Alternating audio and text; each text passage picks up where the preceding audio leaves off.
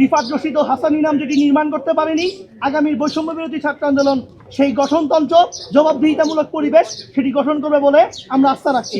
এই মুহূর্তে আমাদের এই বিষয় নিয়ে আলোচনা রাখবেন এবং আগামীর গঠনতন্ত্র ও নির্বাচন নিয়ে কথা বলবেন বৈষম্য বিরোধী ছাত্র আন্দোলনের সিনিয়র যুগ্ম সাধারণ সম্পাদক জনাব মাশরাফি সরকার।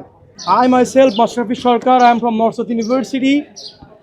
I would like to mention that I am the Senior Joint General Secretary of Anti-Discrimination Student Movement.